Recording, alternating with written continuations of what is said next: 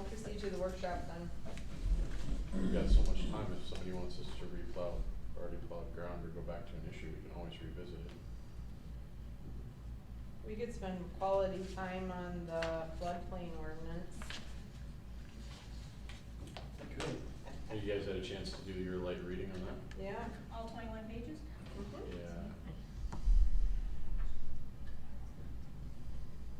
Alright, well, Call the workshop to order.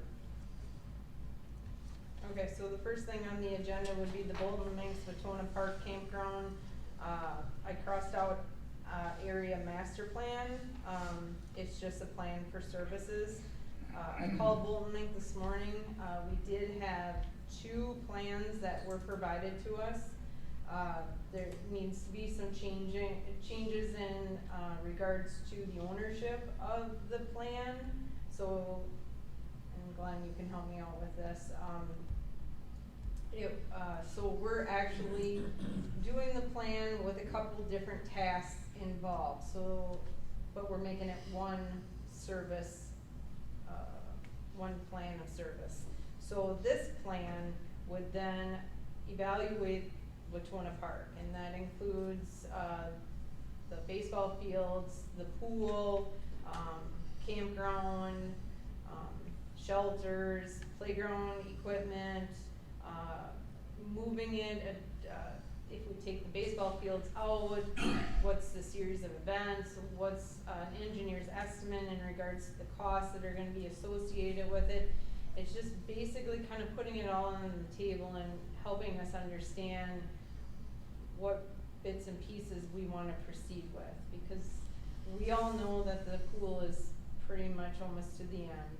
And so this plan then would look at having the pool continue to be open if we construct another one, and then after the other one is done, what do we do with that area, how it's redeveloped, if we move the baseball fields out of there, what's the additional expansion of the campground. The park committee, or the park commission has gone on some walks down in the park and has seen the problems with their playground structures and how much damage the flooding has caused to them and the safety hazards. And so we know that we need to, but where is the best place to put them? Should we move them up closer, higher ground, so there isn't such an impact from the flooding? What happens is the water gets into the pipes of the playground structure and they freeze and they expand. So some of the pipes on the playground have exploded, and so there's safety risks.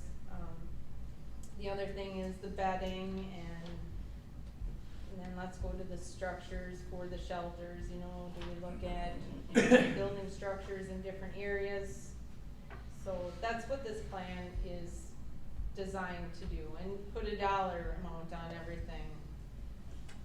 So, questions, thoughts? Is the plan to update the comp plan after this plan is maybe adopted, or what? Mm-hmm.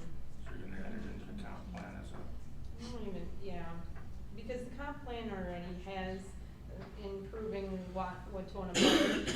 It's just not really itemized out in the comp plan. yeah, so you just add this as a subdivision or a Yeah. subsection. Addendum. So.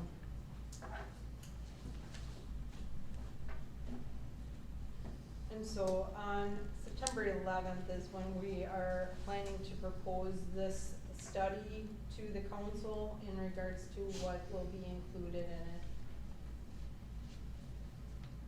You have the preliminary, what I sent to you, so you kinda got the idea of what they are going to provide in regards to the meetings, the layouts, different things.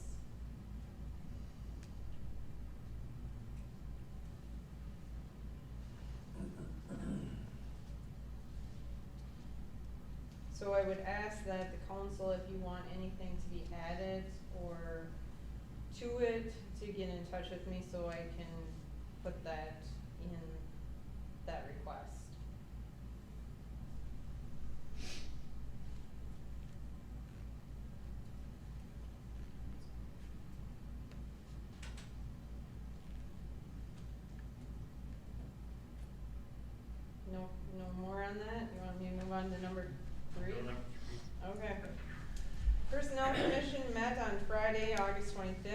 discussed hiring Officer Chris Bourbon as full-time. Officer Bourbon would like to come on full-time, but the police department will continue to advertise for the 5th position. Chief Prusher, do you want to give any more on that? Well, he's got over a decade of experience, so he's just looking to go from part-time to full-time on a, I guess it's be a temporary full-time basis, so he's looking at possibly 6 months commitment. So it's not gonna be a long-term thing, but he's basically gonna come in and be that 5th officer. If somehow lightning would strike and we would find another officer candidate out there that would be interested in coming down here, he would stay on until we got that person trained in and then would step aside. But I think it's just temporary for now, and he's looking at some other options down the way. But certainly it would give us some time to get a little bit of stability and, you know, maybe get some people on vacation for once. So. Is the 6 months, like no less than that then type thing? Or? Right, yeah, that's the commitment I got was 6 months, so that'd be the minimum. When would he be able to basically start full time? The next pay period in September, after Labor Day, or not the Labor Day week, but the next pay period afterwards, we put him on the schedule, so.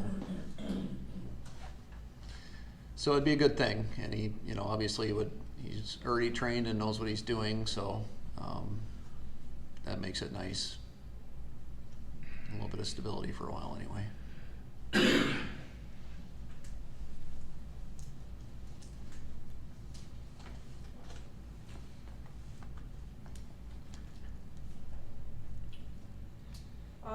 We do have that on the agenda tonight, to take appropriate action on Mr. Bourbon. Anybody have any other questions, concerns in that regards? I don't. Like say you get some break, What's that? full-time stability, like you said, it'd be nice. Yeah, well, it'd be the first time that the department's had, you know, 5 officers working since 2008, so it's been a while.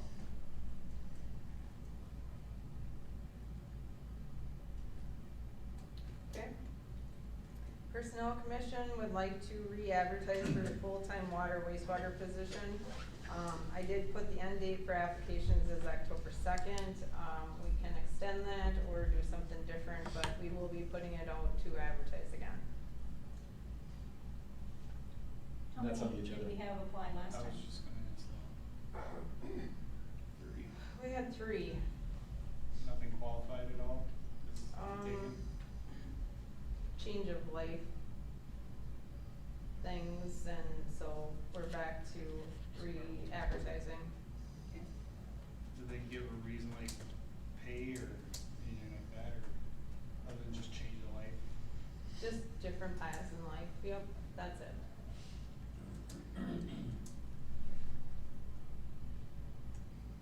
So that is also on the agenda to reapply for that.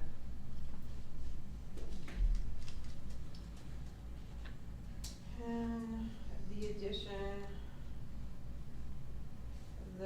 I have 2 additions, and both of them I need representation for them. So we'll change over to the floodplain ordinance.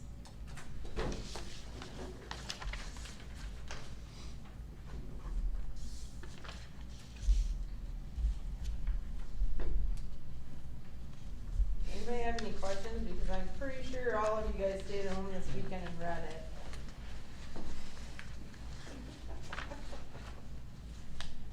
Mr. Patrick, do you have any questions or concerns about any of the changes or anything that I had asked? No, I just wanted to be clear that we don't have any farmland that's within the city limits, is that correct? Farmland within the city limits, the only farmland that we have is that little parcel on the other side of the bridge on Joy. 'Cause But you it's wanted- not, Yeah, just the farm fence language, I didn't know if it was necessary for it to be removed. the farm fence language was basically that to to, isn't it? About the Reese property.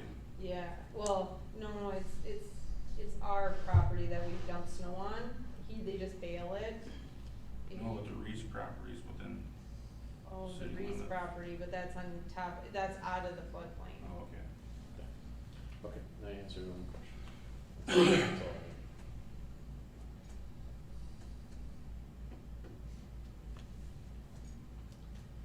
Okay, the next thing is commission meetings are are being scheduled for budget planning.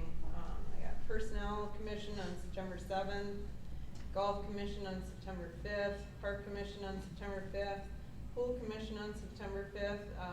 They start at 4 and go until 6. Police Commission, Street Commission, and Water Wastewater Commission on the 6th. Again, start at 4 and go until after 6. Budget workshop is planned for September 11th. Invites will go out this week for the commission meetings along with current financials. Anybody got any questions on that?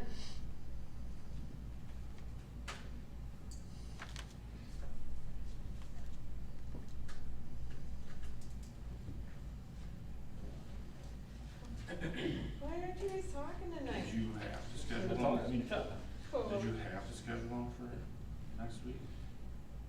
No, I don't have to, Andy. Why are you running away? I was planning on it until I saw I had like 7 meetings on my agenda. Okay, maybe, I just need to be prepared for September 11th for the workshop, for the planning workshop. I can go back to the drawing board. They haven't been posted on the board yet. Well, let me get back to you. Okay. Maybe later in the week would be fine. If it works for everybody else.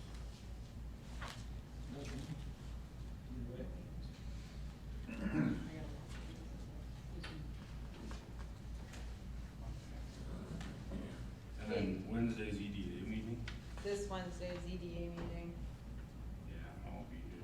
cause you, yeah, I know.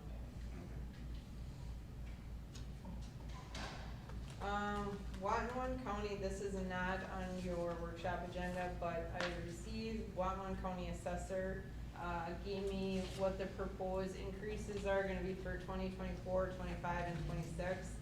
I basically need to go over it with the council. They're asking for us to sign this and return it. Basically that we're agreeing to the increases.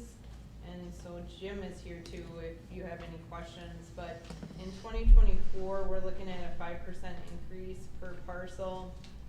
2025 is another 5%, and 2026 is a 3%. And so, Increasing the assessment.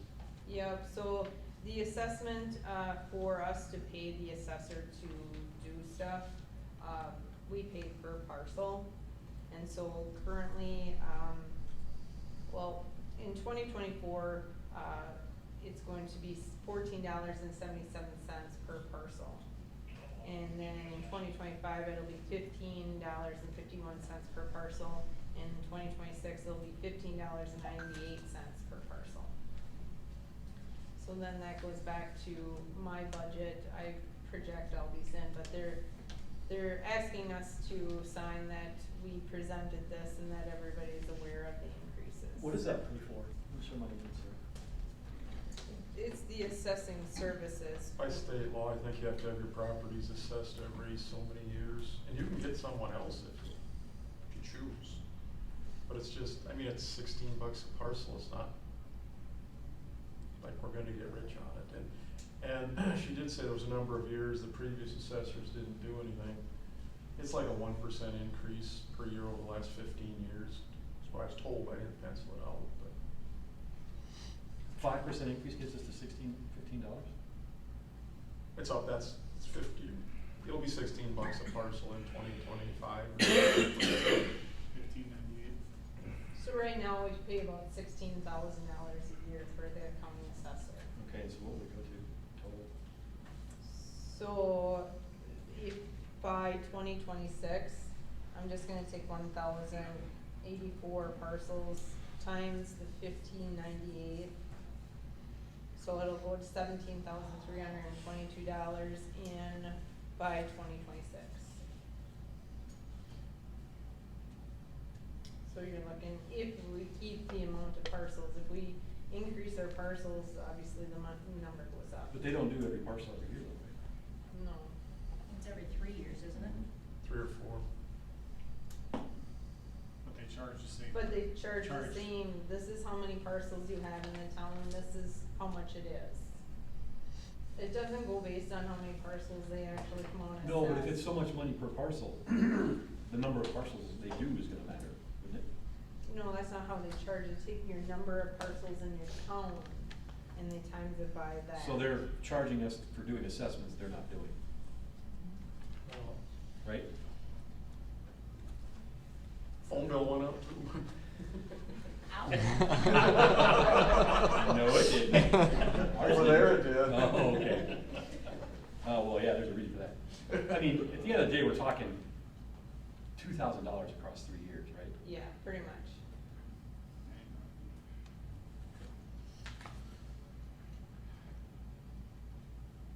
I had just to give you the information. Have you talked to any municipalities that aren't using the county assessor? I don't know of any I Does- don't know of any Jim, towns does that everybody don't. use in the county, the assessor? As far as I know, they do.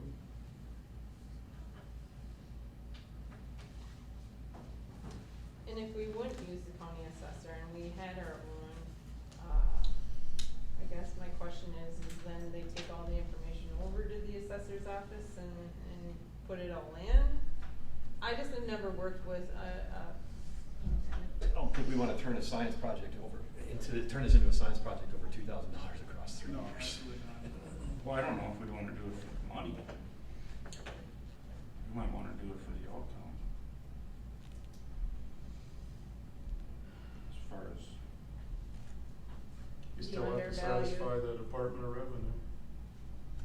yeah, They're gonna take it per capita of how many people we have, and this is how much money they need, and they're gonna spread it out irregardless of what they assess their properties for. Each person might have a little bit more or a little bit less, but it's still gonna end up being the same amount of money going into that pot. That's how they're gonna look at it. oh yeah, I know that, what I'm saying is Just the price of this independent company to come in and do it is, who knows, it'll probably be every time they look at it. Well, I think what Andy's getting to is that maybe they assess it lower or differently. no, what I'm saying is you bring another company, or at least see what it costs, but you have a secondary independent assessor come in, and the people that complain about their assessments would have some verification that, hey, my property values are what they're being assessed at. You know what I mean? But I think if we went to a different company, then the county wouldn't come over So here not anyway, gonna be right? No. No. So it just. No, but you'd have all the previous year's assessments. Oh, yeah. But yes, it does still have to, the levy amount Yeah. isn't gonna change, and it does still have to qualify with the State Department of. But the nice part is if she has to Maggie has to make, I'm guessing, a couple trips over here, she's not gonna charge us any more than that $15 in 2026 per parcel for the year where, not to pick on attorneys or anything, but this independent company might No, charge, yeah. charge us mileage and time. No, and I would, all that I would stuff. assume there would be a, that's what I mean. I don't know if anybody else is using a non-county based assessor, private assessor, if any other municipality is. Yeah. Probably a question for the league more than anything. Yeah, that would be a good question. And if anything, if there is a lot of complaint about the increase, maybe that would be not a bad thing, just to look at, say, hey, you can always, no, let's say to the house on the corner, you can have this company come in and assess. Yeah. Let them independently, if they wanna try and decide. That way it's on their shoulders, not on ours. Yeah, I don't know what the options really are.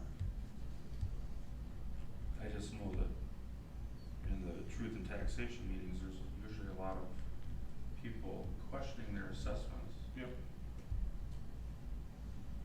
If there is anybody doing secondary assessments or doing, you know,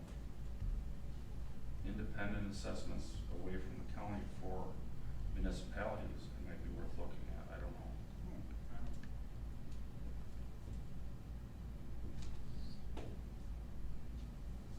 Like I said, it might be a question for the league, just to see if anybody's doing it. And what they're charging.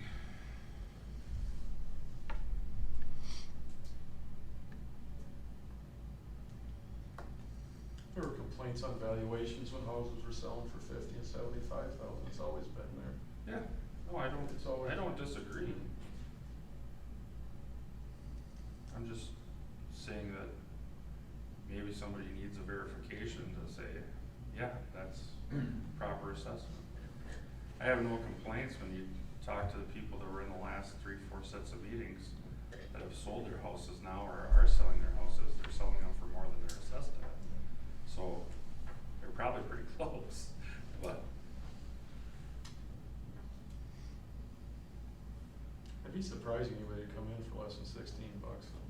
If you can, that's great, but Oh, my it guess almost is- have to be a county, I'm guessing, wouldn't a neighboring county you'd have to hire? Well, that's what I said, I A don't. private person isn't gonna come in for 50, 60 I don't know bucks. any private people that actually do it. Not that's certified by the Department of Revenue. Yeah, I don't know. I have to look at the tax assessor's scheme, but I'm almost certain that it has to be done by the county assessor's office, but I could be completely wrong, but that's my recollection. So then why do they? You can get if it- private parties to. If it had to be done by the county assessor, why would they send us a letter and not just send us the bill that's inflated? Is there They being- probably have notice requirements. And it makes more feel like an option.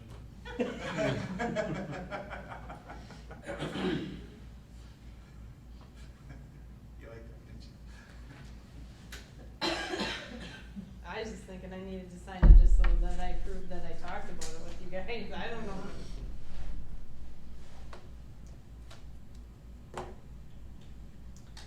So, at this time, I'm just awaiting Dustin Van Hale and Chief Fisher if they show up, before Procore gets here.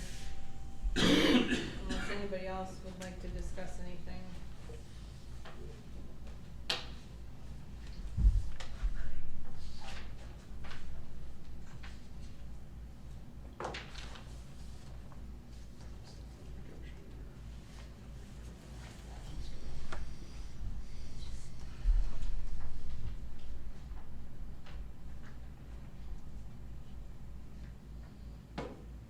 Otherwise, we can take a recess for a little bit until they show up. I make a motion to recess until. Well, here's Dustin. You just No, walk in? Never mind, Okay, I'll withdraw. okay. Just in time, Dustin. You're on. Right? Okay.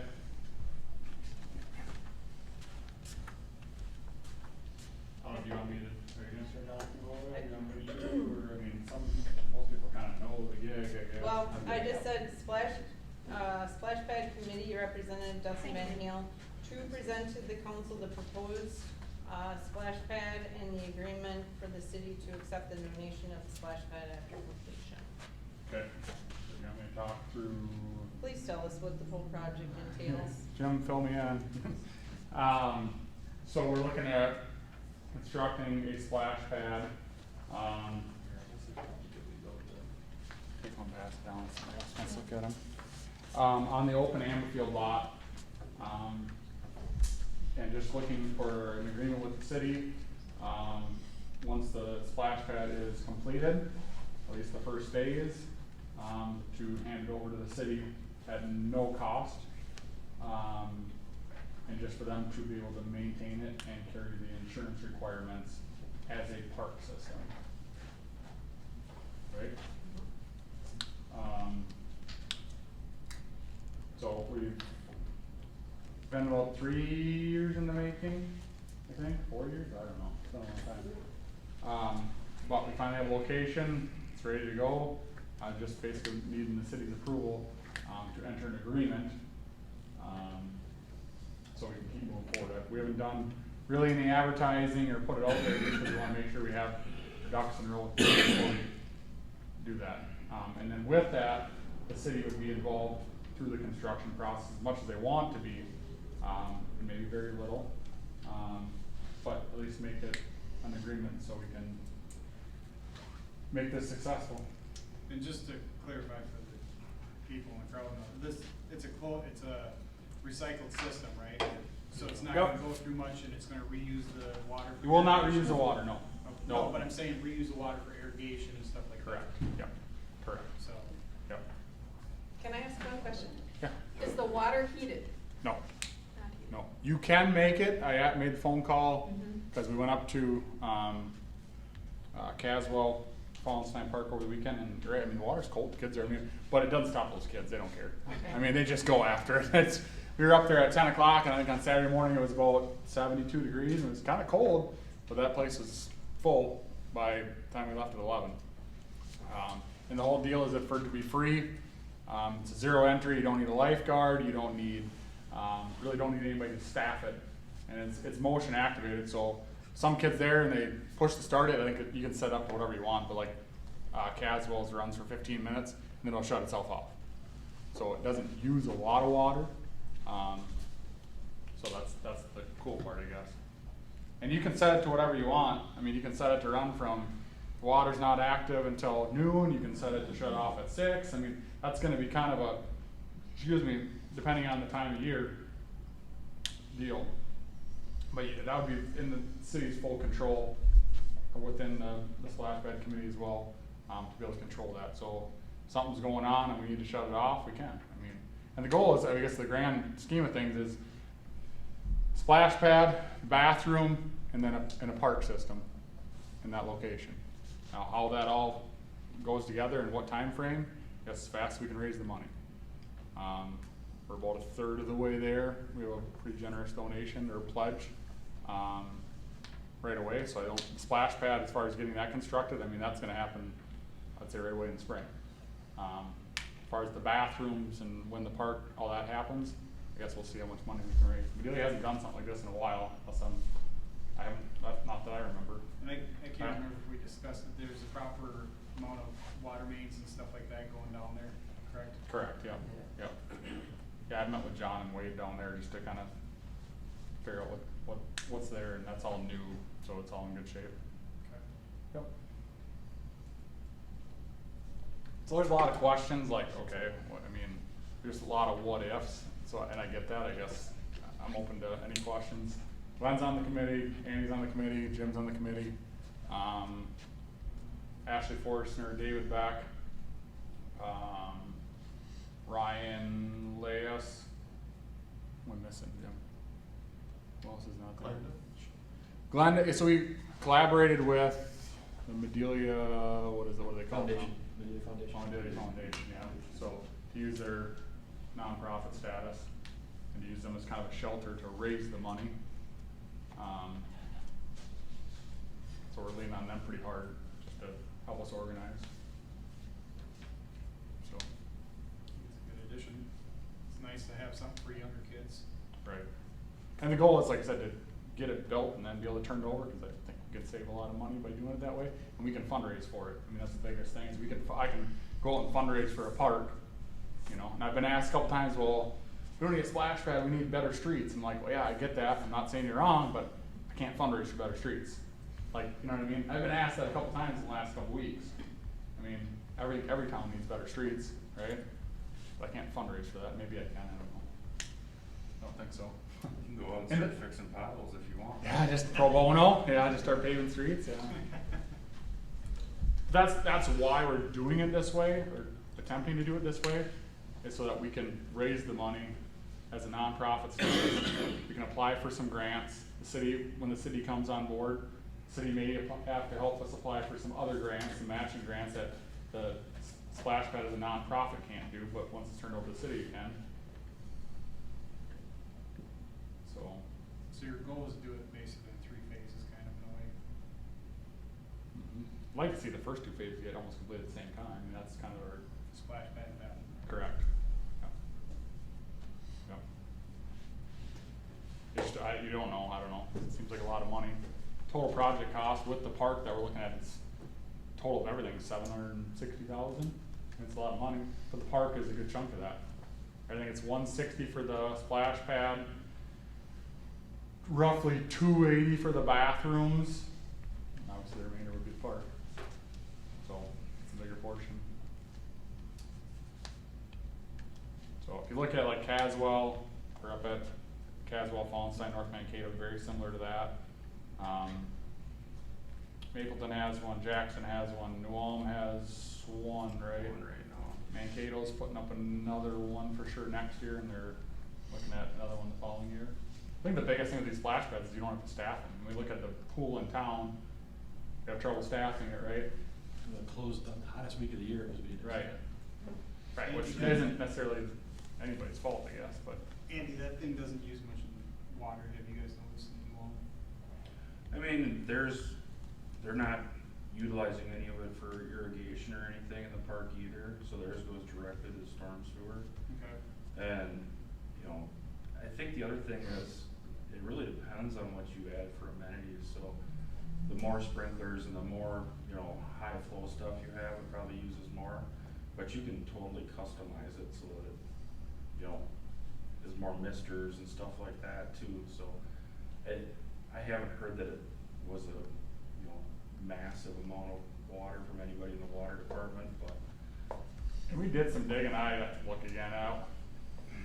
I think it was New Ulm that we got all the gallons from them. Yeah. And off the top of my head, I can't tell you, and it probably doesn't mean to anybody, maybe anything to any of us right now, but, I mean, it does use some water, 'cause that's the other question I've been asked, right, we're in a watering ban, like, how can we put up a splash pad? I guess that was one of the questions on our frequently asked questions that they're looking to get answered.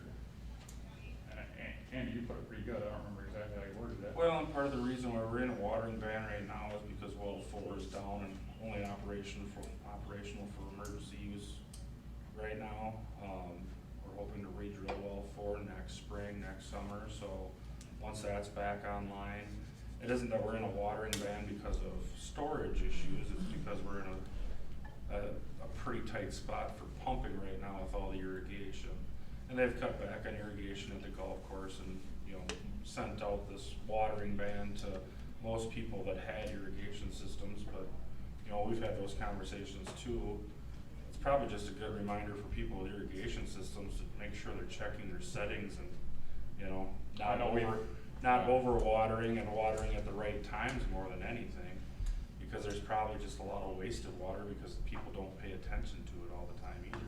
We set Sarah's mom, or Sarah's grandma Elsie's in the spring, and how it got changed, I still don't know, but it was watering for 53 minutes in one zone.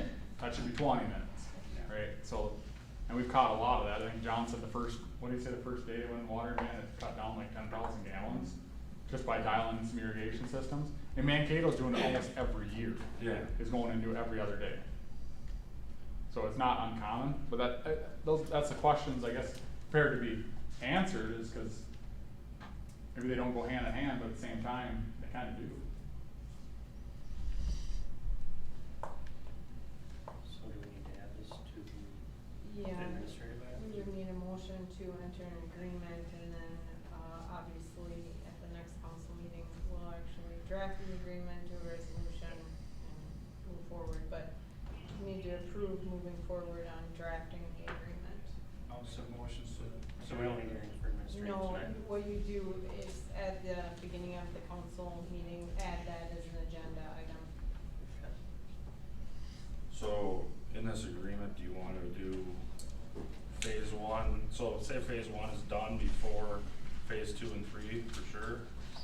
Do you wanna donate phase 1 upon its completion and then donate? I like doing sections, yes. Because part of the thing will be, if phase 1's donated, we can use the value of phase 1 to apply for instance, a DNR park grant that is a 50% match, so you could get an additional $160,000, you know, funds for that donation, so. Like North Mankato, I've been working with them. Their bathroom is 270,000. I don't know Jim's been there. It's got a pavilion on it, shade structures. I mean, it's pretty. They rent it out for $100 for a 4-hour craft for birthday parties and all that kind of stuff. they got a 50-50 match with the DNR grant for that, but it had to be a part of the city, cause Right. as a nonprofit, we can't apply for the DNR grant. Right. So that's what we're kinda working through. So yeah, if we can section it off, I mean, that would be the ultimate goal, I guess. Just to see, cause it may, hopefully we can get phase one completed by, let's just throw a crazy date of August 1st of next year. We can donate that, and then we can still continue to work on these, but we can use that to piggyback off for some grants. I don't know if that makes it more complicated or not, I don't know. Probably not. No, but I just think, Other than- when we go into this, that the agreement is based on just phase one, right now. Yeah. And this is part of a grand plan to hopefully update a lot of other things, we can keep piggybacking off of this. You know, if we get this done, we can go next, you know, keep moving on, but I think right now we wanna focus on phase one. Cause I have some people that wanna donate to it and they just wanna make sure it is gonna happen. So this is how we can show that, hey, it is happening. In one section done. I guess if you have any questions, reach out to anyone, I guess, it says on the brochure who's on the flyer, or who's on the committee. Is there any other questions right now?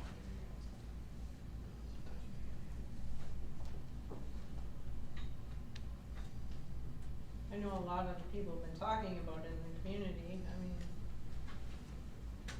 got any examples or anything? And the location, I guess I'll bring up the location, cause I'm sure it's been talked about, right? There's people that want it down at the pool, there's people that want it here, they want it there. There's no perfect location in this town, I don't think. Just, I mean, it's great that we have not very many options, right? But Dustin, can I kinda go off on that, is, earlier in this workshop session, I talked about the Mink, plan of services in regards to doing a study for the future development of Watona Park. In that future development study, the pool and all of that area is being addressed, so at that time, we don't wanna get rid of the pool, we have to offer some sort of amenity, I don't know what it is, but in that plan, we will be addressing all of that. So, it might be another part of a splash pad down there, or, you know, I'm not sure. I just know it's been brought up, you know, is the location, why can't it be here, why can't it be there? I guess a lot came up and it seemed like, so we've been working on, that's our biggest holdup, was the location.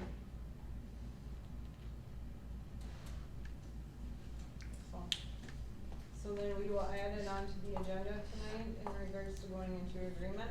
Yes. Okay. Perfect, thank you. Thank you, Dustin. Thanks, Dustin. Thanks, Dustin.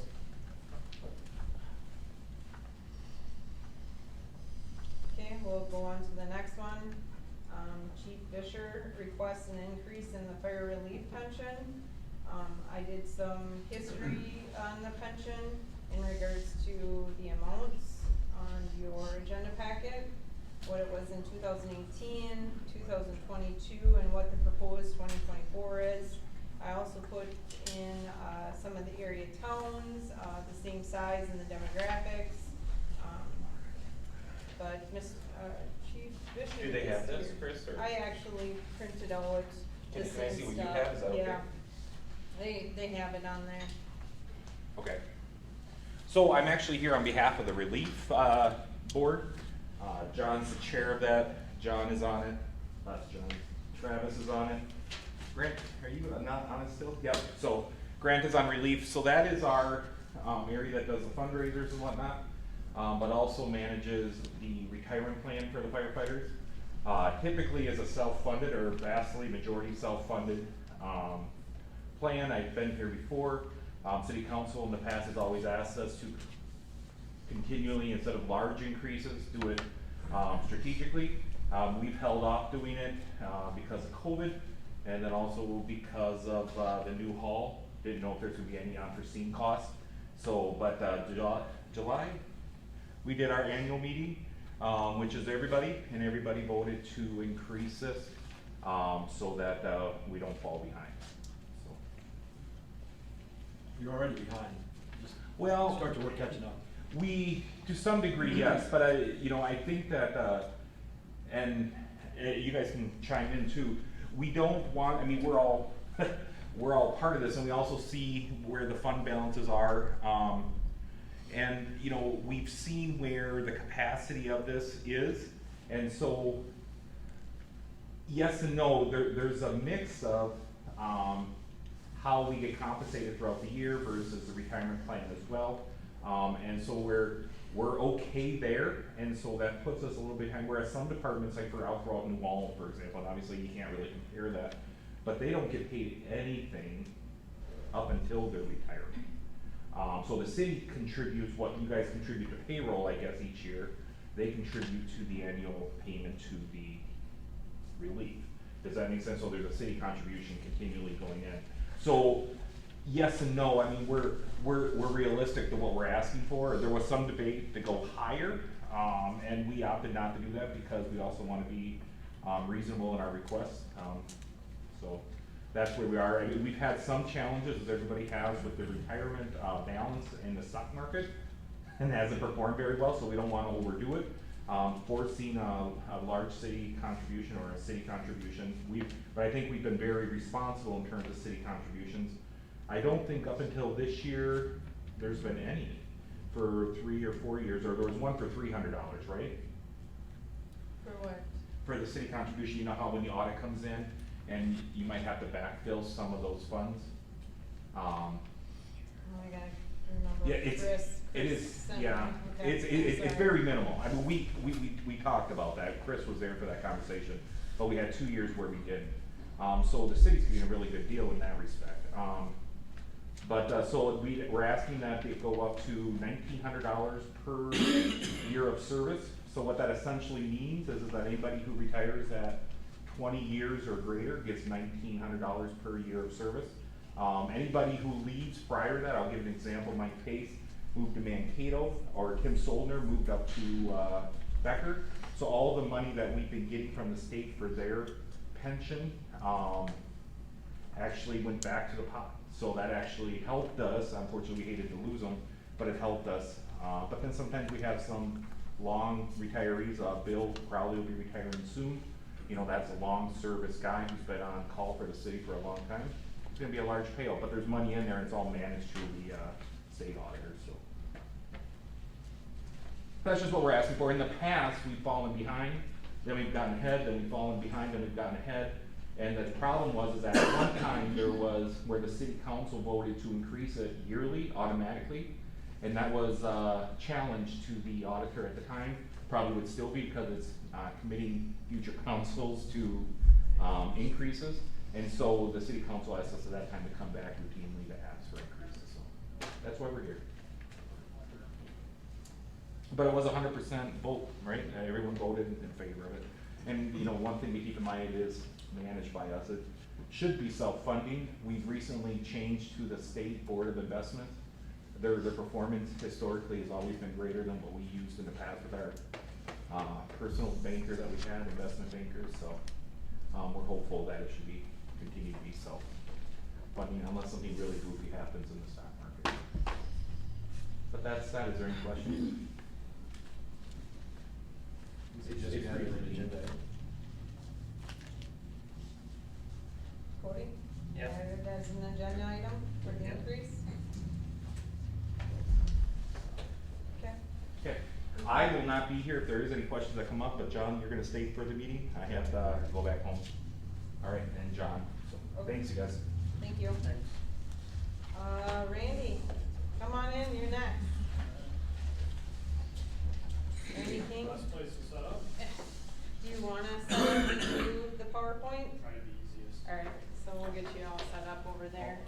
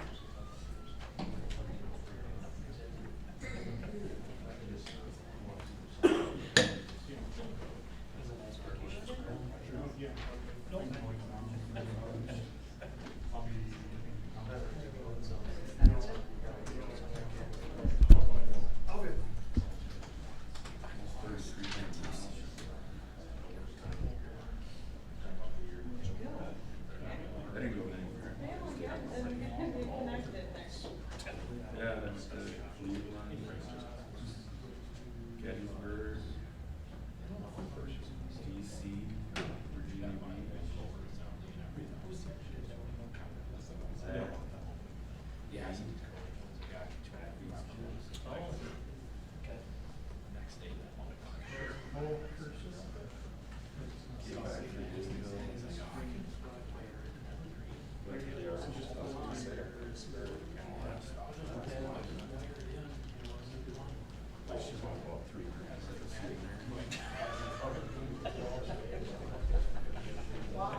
That's what I said, think about the pictures. Wow.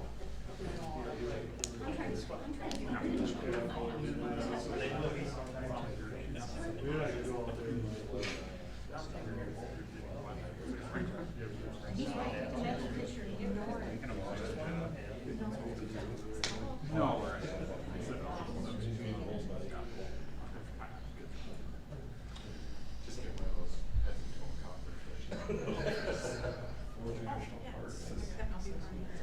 Oh, really? Three national forests.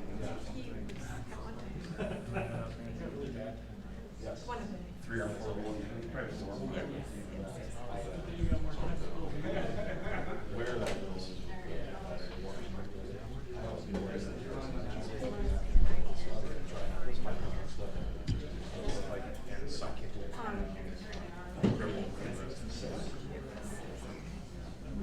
You know, it's very random over there. Yeah, there is. John, turn on the TV over there.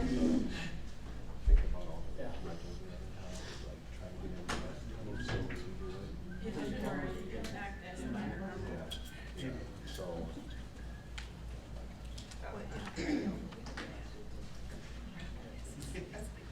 like a big city. Hold on a minute. All right, on August 1st, we had the planning commission meeting and Randy came here with Procore, was present to give a presentation on adopting the building code. The planning commission then recommended that Randy come and give a presentation to the whole council and to the public. And so Randy is here to discuss his services and what he can offer. I'll have you take it from there. Good. Thank you. Let me know if I'm not loud enough. I've got a little bit of allergies here at this time of the year that I managed to fight, but, as Chris had mentioned, I had a chance to be here last month, talk a little bit about the building code of the planning commission. I know this will be a bit redundant for Phyllis and others, that had an opportunity to be there for that, but I'll take a similar platform to what I did with respect to the planning commission in that I'm here only to talk to you guys about just the adoption process of the building codes and the benefits attributed to enacting and locally enforcing the building code. And then I'll open it up to some frequently asked questions. That seemed to be kind of the most beneficial portion, and I know the city's had some history with the building code in the past, and the goal is hopefully to allow you guys to see the benefits of it and not so much the negatives. So to start off with, just to touch a little bit on the Minnesota Building Code, what it looks like, what it actually is. It is really a compilation of rules. So it's a number of rules across a multitude of different industries, commercial, residential, industrial, and it touches a number of different areas too with respect to alterations, remodeling, et cetera, with respect to changes in a building. And that could be very simple changes, maintenance updates, things like roof, siding, windows, and that can also apply to large remodels and new construction buildings, regardless of what class of building that falls into. The books that you see down at the bottom right corner are the 7 primary ones we use on a day-to-day basis. There's many more than that. There's about 20 chapters in total for the Minnesota Building Code that include not just the books that you see down below, but a number of fire codes, fire standards that come into play. In addition to that, a number of energy ones and a number of manufacturer specifications that are incorporated as part of the code. But the primary ones fall into your residential code, your fire code, energy code, mechanical, accessibility, so those that require needs to get in and out of public buildings, and then last but not least, the conservation code, which applies to existing buildings. A little bit on the building code history. Some legislation was passed in 1971. Didn't enact it actually for the entire state, but rather kind of a piece of it.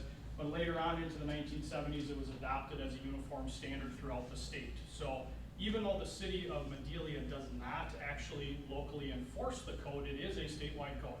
So regardless of where you build, it is incumbent on a contractor, it is incumbent on the people that are doing the work, and that includes property owners at times, to actually follow the letter of the code. It does not change from area to area. The only thing you'll see different is the enforcement side. So what does the code regulate? Well, I touched a little bit on that. It gets into a multitude of different building types, but really anytime you intend to construct, enlarge, alter, repair, move, demolish, or you change an occupancy of a building, that's when the building code gets kicked in. So if you change a building from, say, an office use, and now we're gonna make it a hair salon, vastly different needs, vastly different things that happen in that type of situation. Those enact the building code to be placed upon the building. In addition to that, any repairs, alterations, improvements to the building, and that includes things like gas, mechanical, electrical, plumbing, and so forth. So what doesn't it regulate? There is actually a list of things it does not touch. For the most part, it generally falls into smaller type maintenance work, landscaping activities, painting on the exterior buildings, driveways, patios, some of which could be locally enforced through your zoning code, but the building code does not touch that stuff. In addition to that, small decks, fences, platforms, other small structures would also not touch. Sheds, for instance. Direct benefits of local adoption really is helping produce local consistent construction standards throughout the community. As a whole, the enforcement process itself allows things to be caught while it's in the construction stage. In addition to that, more than anything, similar to law enforcement standing over here, it is a public safety measure, especially when it comes to accessibility and fire code needs. Making sure that we minimize the potential for issues when it comes to maintenance, but just as importantly for accessibility, getting in and out of buildings and improving the fire maintenance, or excuse me, the fire ability from one building to the next. Local adoption process, which the city here has already started a little bit, is holding open workshops and public meetings to give people an opportunity and a voice to provide some feedback. After that process is drafting an ordinance, then a vote on a formal ordinance. After that is setting an effective date, which is generally in our experience 60 to 90 days out or beyond. And then a publish for the ordinance in the official paper, and after that enacting some local designated building official to enforce the code. So that kind of covers the basics of the physical building code itself, getting into some of the common frequently asked questions. And then after that, again, I'll open it up to anybody that has any questions, whether it be public or council. To begin with, does the code require a contractor? This is probably one of the most common questions we get on a day-to-day basis, and the simple answer is no. Homeowners and building owners are legally allowed to work on their own buildings in the state of Minnesota. That even includes electrical, even though I don't always recommend that. If you own the building yourself, you can work on it as much as you'd like. Permit processes still apply. The building code still applies, so it's incumbent on the homeowner to do a good job too, so it's a nice, safe building. But you do not have to hire a contractor. Is a building permit required for all work? Again, no, you do not have to get a building permit for everything. Anything that enlarges the building, changes the accessibility, general safety, and big maintenance changes does require a permit. Does the local adoption and enforcement increase community liability? This was a common question that we got from the Planning Commission. Does it change what the community is liable for? And really, if it's done well and consistently enforced like it should be, it improves uniform building practices across the board, improves the safety, and it actually decreases community liability locally for the city of Madelia. Can we use the building code to regulate other issues throughout the community? And the simple answer is yes. The building code has certain mechanisms and drivers within the confines of different chapters of the code that allow hazardous buildings to be abated, certain buildings that are an unsafe structure, for example. Excuse me, in addition to that, nuisance type complaints, and you can also adopt a property maintenance code as part of the building code to allow more maintenance type activities to be done throughout the community if the community would so choose to do so. Does it enact areas for the mobile homes or mobile home parks? And the answer is yes. There is actually a separate chapter in the building code that applies specific to manufactured settings and what people call mobile homes. Chapters 1350 govern the entire movement process of buildings coming in and out, the type of structures they have to be, the type of equipment that's inside of them. But there is separate chapters that govern the changes that occur as well as the movement that occurs in a mobile home. Does the process directly increase our budget and expenses? And the answer is no. So the fees are usually offset by the cost of the service coming in. It is a fee for service. So the permit applicants are essentially the ones paying for the process to occur.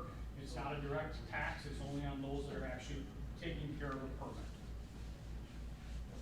Who is authorized to administer and enforce codes? In the state of Minnesota, it's set up as only licensed building officials. So those that have had training, been licensed and vetted by the state of Minnesota that are allowed to be able to render inspection services and issue permits.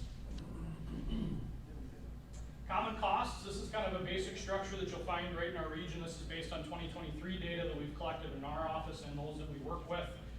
Roof permits are in that $70 to $90 area. Windows, doors, and siding, about 60. Residential, mechanical, and plumbing, which would apply to things like water heater change-outs, furnace change-outs, air conditioners, for example, all 45 to 70. And then new construction buildings alterations, those are all based on what we call valuation tables. So that's specific to the work that's being performed and the value of the work that's performed based upon what's being done. And that's based on increment factors. So the higher you go, the less it actually becomes, but it's fraction thereof, usually on a $1,000 scale. Who establishes a local building permit fee? We don't get the choice to do that. That's actually done by the city. So the city, even though these are kind of the common structure for permit fees, is actually established by the local city, just like any other type of city fee schedule would be. So they would actually set the fee schedule and tell people accordingly what the permit costs would be. Who's responsible for receiving permits? Any municipal construction relating fee, zoning, utility, et cetera, that's all done directly through the city. We never touch money at any point in time. That's not our responsibility. We just help enforce the code. The city actually is the one that would take care of any collection of money, billing, and so forth, just like any other area would. Any questions on that? So this would, if somebody wanted to put in a new screen door, or Nope, screen doors are exempt. okay. Furnaces, water heaters, water softeners. Nope, water softeners are also exempt. Yep, unless there's significant plumbing attached to it that would need to be done. So if they're changing a location, putting in a plumbing branch line to feed it, changing drain setup, the plumbing side would, but the softener itself would not.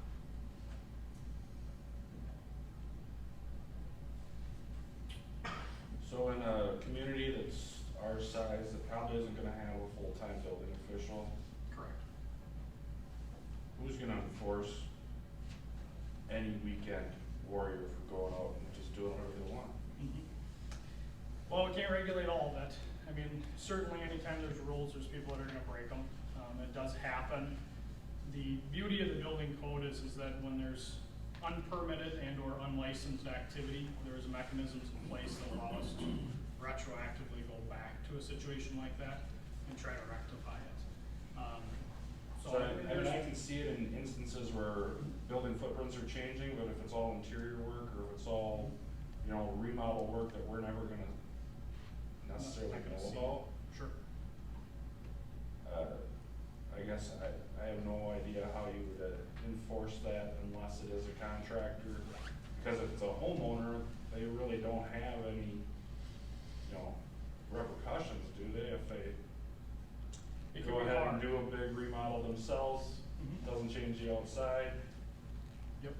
Turn Yeah, it- interior type work, commercial or residential, it can be very hard to regulate if it's not seen. Usually I would say in my experience in smaller communities, And coming from a small community myself, people talk.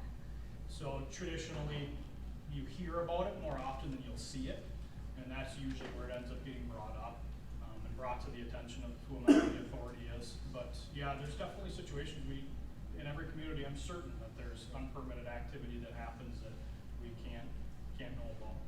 Well, but if unpermitted activity happens and nothing bad happens, oh well, but if unpermitted activity happens and then something bad does happen, that's an insurance problem, because they were not.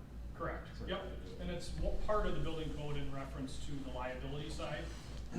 Knowing that they didn't take those proper channels to do the work like they should have, and it ends up in an unsafe situation, to your example, then the community has that much less liability, because, hey, you guys didn't do what you're supposed to. We have a permit mechanism in place, could have done it, didn't, chose not to for whatever reason, and that's the responsibility of the property owner at that stage. But in that, in that like snitch scenario, does so say somebody says, hey, this guy, I know he's working on his bathroom in there, can the building inspector knock on the door and say, Oh, yeah. and the homeowner has to let him in? Doesn't have to let us in, yeah, so we can request to get in, we can ask. If we think there's unpermitted activity, we can get city attorneys involved, for example, and there is mechanisms in place that allow us to then forcibly enter the property. That's an uphill battle, but from the public way, we can walk up to the property, we can look in windows a little bit and see things, and if we think that there's unpermitted activity, then yeah, you could take the legal channel if you want to. But no different than law enforcement or anything else, you can't just walk into a house.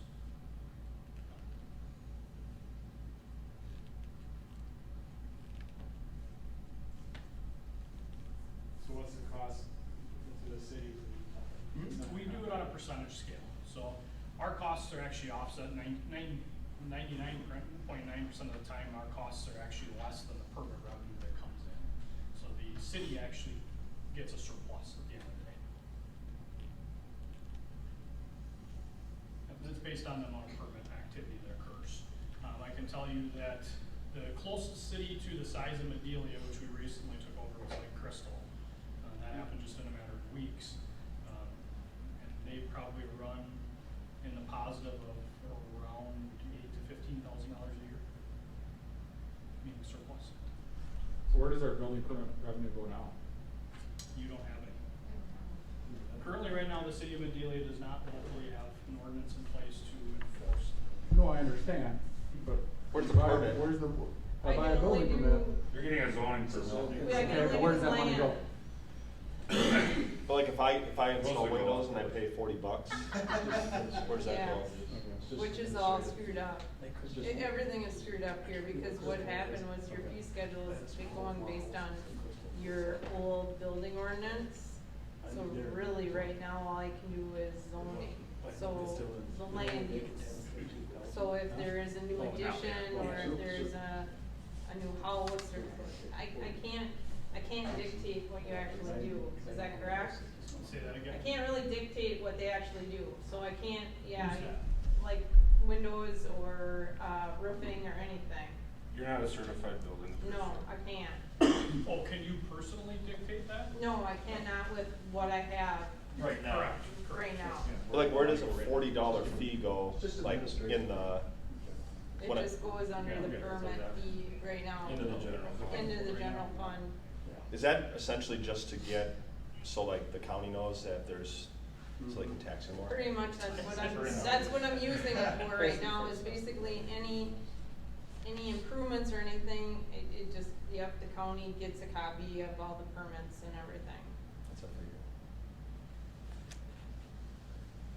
So, if anything comes out of this, it's basically, we are working on the land use or the zoning permit, or the zoning ordinance in regards to what we can and can't do if this is not put in place. So the fee structure will change and everything will be what it's supposed to be.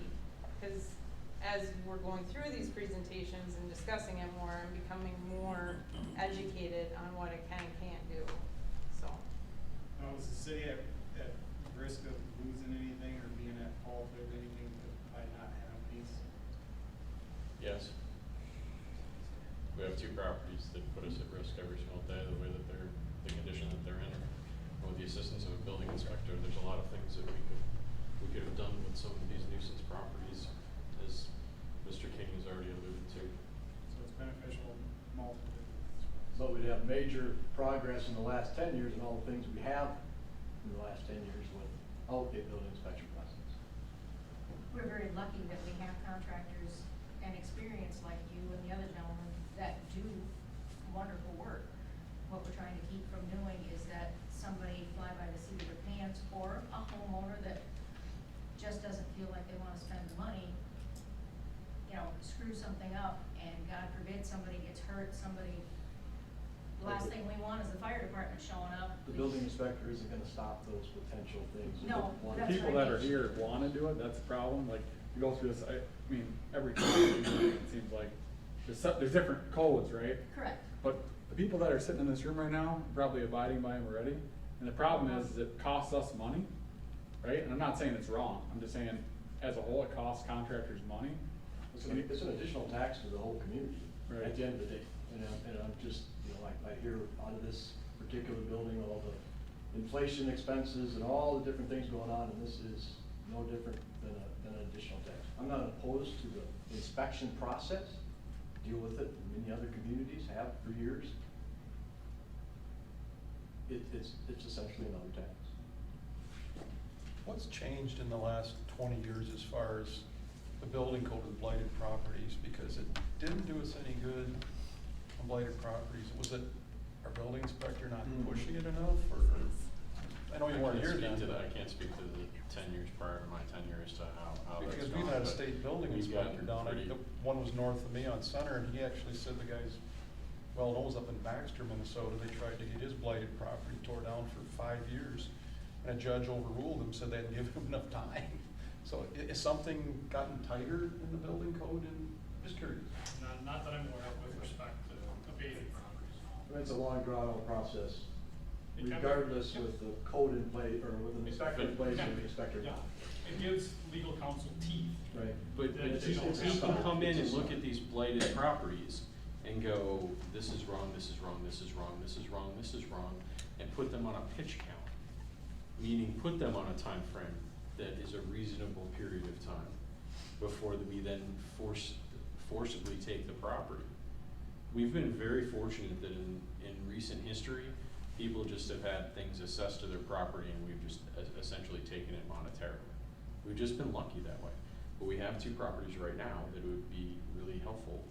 Otherwise, you know, you guys, So we're gonna implement I have to something that serve affects 3 all different defendants avenues in one, for- on one for two property. For 2 properties, we're gonna look at something that taxes all things in a house, from water heater to everything, essentially, for 2 properties within the community. That seems to be an overstretch, if you ask me. It's my opinion. Well, I can't argue, it's a fee for service, there's Right. no doubt about it, I've been around for 16 years.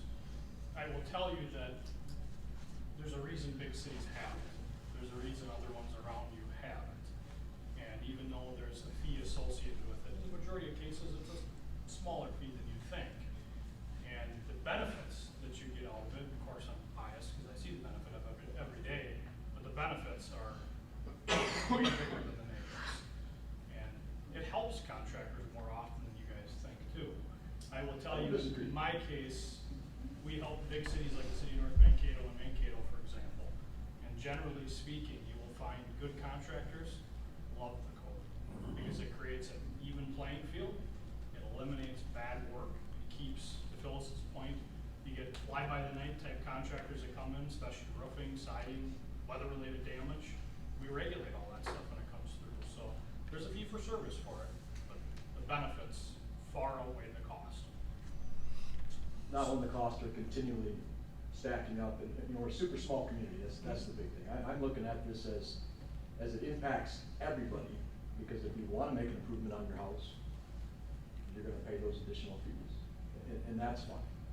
Yep. But it's just, it seems to be more and more and more, and how much can a small community like Bedelia, how much more can they handle in the tax? We know taxes are going up, county's going up, city's going up, I mean, this is gonna be an add-on to that. That's what I'm looking at it So, from a broad who's gonna spectrum pay of- for the litigation to get those blighted properties in line? The city is. They're gonna pay me to sue these people over a year or years to either get the things torn down or conditions fixed when they continue to make promise after promise and do absolutely nothing. One of these properties has been sitting the way it has for 4 years. We haven't really taken the action. We've talked about it and we're getting close to doing things, but that comes out of the city's pocket, and there's no revenue coming in to replenish that money for that time. So once again, we're gonna implement something that affects everybody to take care of one property.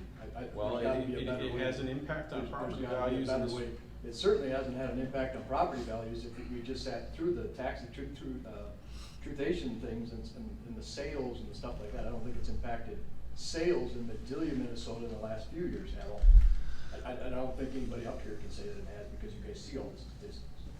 I don't think it's affected the sales of property in Medelia.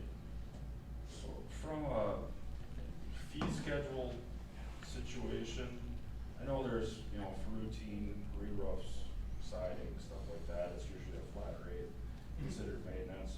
Yep. But for new construction or commercial construction, you guys, is it city to city if there's a plan review fee and then so that all depends on what the city adopts for? Correct.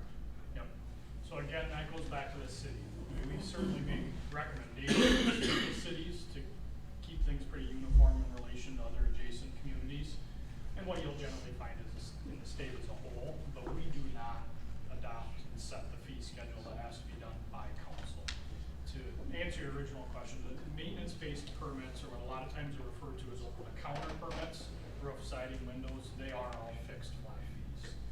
When you get into anything that's not a fixed fee, where you can't just say, well, it's $50 to do all of this work, then yes, you're right, there's a valuation table that's based on. So if you get into a new construction setting of residential or commercial property, or an enlargement of a building, for example, which are probably the most two common cases, those are based upon the proposed value of work that's to be completed. Would you have a specific individual for this particular area, and then how does, what are time frames from, hey, I'm putting in windows, or hey, I'm gonna take care of emergency repairs, obviously it could be done without a permit things. Yeah, Are you good point. gonna have an individual that's gonna, associate with this area, or is that could be a roaming individual, or it could be somebody different every day of the week? You'd be looking at it. I'd be the only one. You'd be the Yep. only one for this area. Correct. So what's time turnaround? Forgot to buy my permit, hey, come up, get a permit, what's the inspection process? Everything online, is everything with pictures, is everything, or is there physical inspections? Give me some feedback on that. 95% of circumstances require an in-person inspection. There are certain circumstances where we do have virtual capabilities now, and we'll allow that. Emergency situations, to your point, do not require a permit that day. The code allows for that. There's an exemption, and it's intended for that, especially for things like, say, a roof has an issue, start leaking. Of course, you can't wait till Monday to get a permit. Those types of situations are stipulated in the code as next day, meaning you should at least notify the city the next day and initiate the permit process. So there's a grace period there. As for permits themselves, when it's maintenance type permits, they're usually relinquished either the same day or within 24 hours. That's our in-house. Of course, if you guys choose a different vendor, I can't tell you what those look like. When it comes to a full plan review process and a new construction property, typically 5 to 10 days. What about commercial work? So It's usually in the 5 to 10 day window still. in industrial, Yep, unless it's a really big project that necessitates longer than that. And when I say 5 to 10 days, or say it's 10 to 15, and it's a big industrial building, that's from the time we have everything that's required by the code to do a full plan review. But our objective is never to What if slow their plans down. drawn on a And for an napkin? inspection, we typically can get in. That's acceptable. that is acceptable. Beer boxes and packaging cards. That's good. You said there was a plan review fee as well? Only for valuation stuff that necessitates it, yes. Yep. So if it's a new building, then yes. Then the goal or objective is How to many- catch everything before you start construction. How many other communities are you working in? We do 5 others. So there's multiple of you or that work for you? Yep.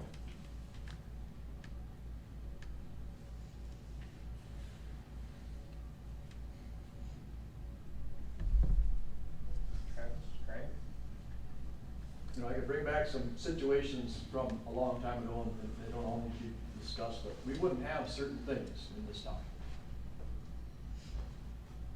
because of our previous building inspector. We would not have certain things. And there were certain instances that, I don't know, all of you remember, there were some potential lawsuits and everything else because the previous inspector was going to, or were making claims that the plans that were drawn, this particular building was Enterprise, they were not gonna allow that building to be put up because it was labeled on the plan. The plan did not reflect a firewall in one area. And instead of making that correction, they shut the whole plan down. The whole thing was gonna get thrown off the table. Per the last inspector. What's that? They wouldn't even accept the plan. The last inspector. Yes, the last inspector, yes. Yes. I know, I think about horror stories like that all the time. This gentleman doesn't seem to be that way. I mean, I think you But- just took over Lake Crystal, which Yes. the previous inspector was at. Right, also, right, so. right. I'm just saying that, you know, if you go down this road, you can't do half his job. And the last meeting we had in the basement of the fire hall, you know, you can't just pick and choose Yeah. the parts you want. And, you know. Theoretically, you can't pick and choose now without the code here too. Well, but you can, you know, we're not buying a building permit, we're buying a land use and zoning permit. And if you're reputable in any case, you're following the code, and Correct. which is at a D level, so you're building better than that in most cases anyway. I'm just saying, this is an extra tax, not against the inspection process, I'm against the tax. Because the tax is gonna continue to go up in this community regardless. This is just another avenue. Do you know off the top of your head roughly what a 2,000 square foot residential patio build would cost for a plan review and building permit? Yeah, again, there, it depends on the value. I mean, if you do, which I don't like, but it's still the case, and the state is exploring this now. If you build the same footprint house with extremely high finishes compared to one that doesn't, value can be vastly different. I would say, on average, you're probably gonna fall somewhere between, if it's a new build, single family, probably between 1,600 and 2,000. And that includes the plan review? It seems awfully low. Yeah, well, for a slab on grade is an example. If you're a run-of-the-mill, kind of middle row house, yeah. If you want high-end finishes, yeah, you can be 2 to 3, if you get high enough. But there again, it's based on the city's valuation table and what they want to adopt. And I can't speak to other taxes, but for the building code in the communities we work in, we still run on a 1994 schedule. So it hasn't changed for us, it's been fixed for years, decades really, but that's again set by the city.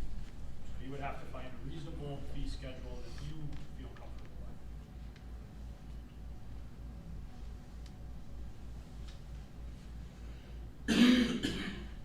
What other towns do you service?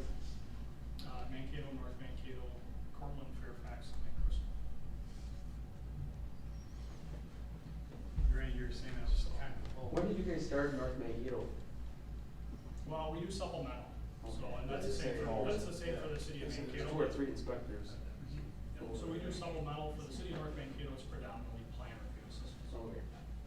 Grant, you're saying that was kind of low for what he gave was. Well, it depends.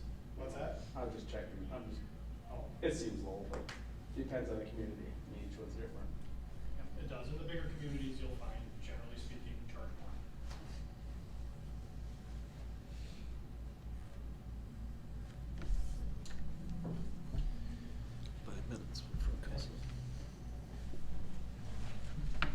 This was just a presentation tonight.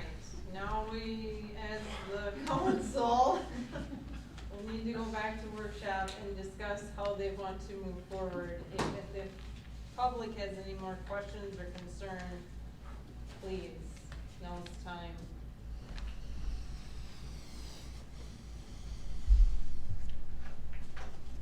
So you don't do, like home sale inspections, it's just building official, initial?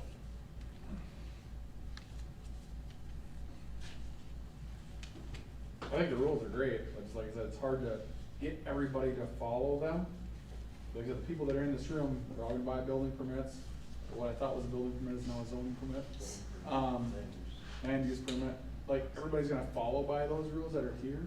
It's just hard because it's gonna cost us more money at the end of the day. And the same people that are gonna go do what they do, no matter what, still won't get a permit. We work in Fairmont all the time, and we're one of 2 contractors in that town that abides by their, erosion control practices. I mean, I drive through that town almost every day, and it's just crazy to see. There's projects going all over, but nobody's putting silt fence up except for the couple contractors that follow the rules. And it's very frustrating as a contractor to see, because I can't, how do you tell somebody a separate line item for $2,000 to do erosion control on the property during the project? That's the hard part as a contractor, to see all that money. You go tell Mark it's gonna cost them $5,000 now instead of $4,500, because I have to go through, get permits and that kind of thing. Yep. So soil and erosion control is not part of the building. Right, Yeah, and it is down there because it's around the lakes, and it's a whole different story. Yep, I'm just saying, as a whole, we do work in Mankato, I mean, you know what the building code is with even patios in North Mankato? Like, it's pretty strict. But Yeah. once this capacity is, say you're the building official, the city then can implement different ordinances and change the way things are, as long as they're above what the state requirement is. No, so soil and erosion control is a separate entity. I'm not saying, I'm saying other, you know, they don't wanna allow this type of structure or something, you know, they can make an ordinance to essentially. Yeah, the code doesn't regulate that either. There may be zoning things that could regulate look and type and style of building, but we can't. So Matt, that's more covenants. That's probably, I've mixed them up, I was, Yeah. I've been mixed up here for so long, and I'm mixing building with zoning and shit, I don't know what you're talking about that.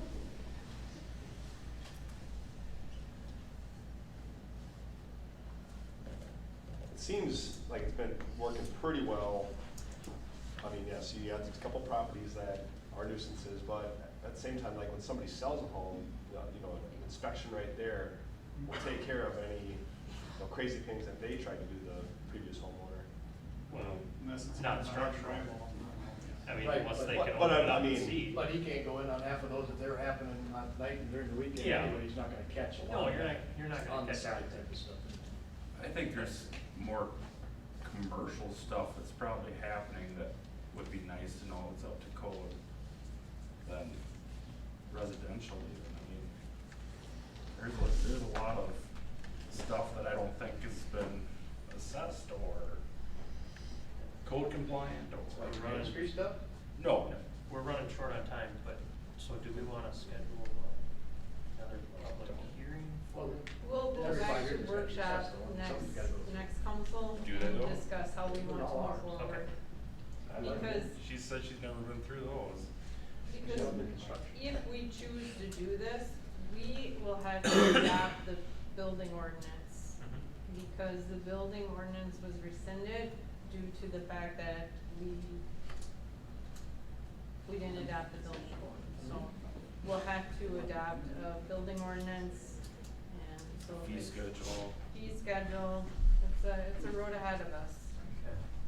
The other thing is, are we, I mean, of course there's outside services, but do we have any other interested parties? Are we gonna look for, put it out, request for proposal?